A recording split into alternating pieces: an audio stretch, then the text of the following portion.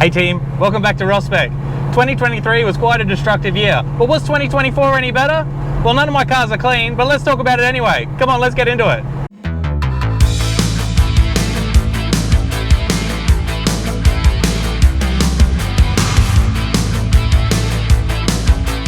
Starting off, we have my MkII XR8 Ute. That started the year off poorly. The front left brake caliper actually seized. I ended up buying a pair of new calipers. When the calipers arrived, they came for the smaller disc. So it still has the original dog bones or caliper mounts, but using the new caliper. I also took the opportunity to install a set of RDA slotted discs that were actually the matching pair that I used in the back of Robin. Another minor issue with the Ute was the tonneau cover started to fall apart.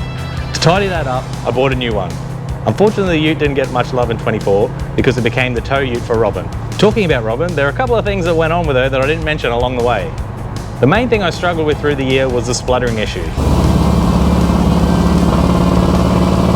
To be honest, lucky I had it to start off with.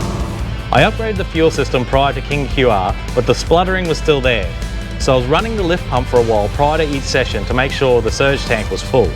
At the beginning of one session, I flicked the key and I could hear the lift pump wasn't working. Luckily, I was running the lift pump early because I had time to investigate the problem. Turned out one of my crappy crimps in the boot had come undone and I could see the wire sitting on the floor. I quickly rushed around, fit a new terminal, jumped in the car and was belting myself up as I trundled down the pit lane and just made the back of the cars being let out. Prior to MkII XR, I also upgraded the front suspension.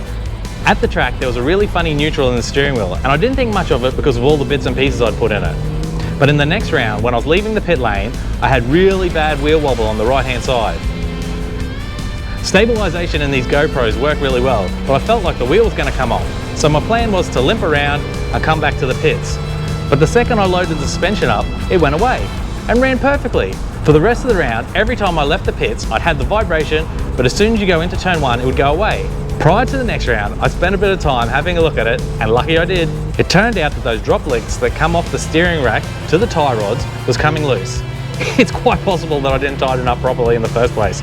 Check all your nuts, fellas. And finally, after I put the 265s on, look at this poor tyre. For QR, this is the least working tyre and was planned to be moved to the back left for the next time I run it. Look at the grooves that the guard cut on the tyre. I don't trust this tyre anymore and it'll have to be replaced. I broke the old office in the workshop too, but lucky this was on purpose. We used to have a mezz in the back, but now I've converted that to my office space. So now with this office gone, I've got an additional car space. Next up is my FPV GS. This one has a really silly problem. The stereo will go to full static noise instantaneously, even if it's not on, and then go away. It's almost like there's a loose earth somewhere. I had a crack at all the easy places to get to, but I haven't been able to find it. I feel like it could end up like that old Super Cheap Auto ad, where the guy pulls his car apart to find that the rattle is loose bolts in the ashtray.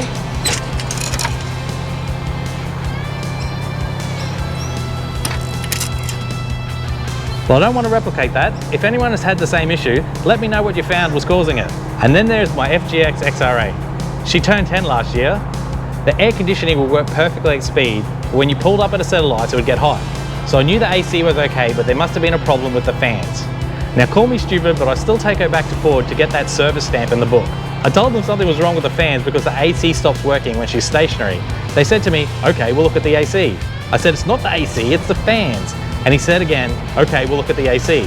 At this point I gave up, but I found out the guy actually working on it had a Miami-powered FG GT, so I was content it was in the right hands. So funnily enough, there was something wrong with the fans. But they couldn't tell me if it was the fans themselves or the module that drives them. So the safest thing is to replace them both. But unfortunately, you can't get them new anymore. So they pointed me to a trusted seller on eBay, but they couldn't buy from eBay, but I could and get them to fit it. But for just some fans, I took the car home and did it myself. The job wasn't as easy as I'd first thought.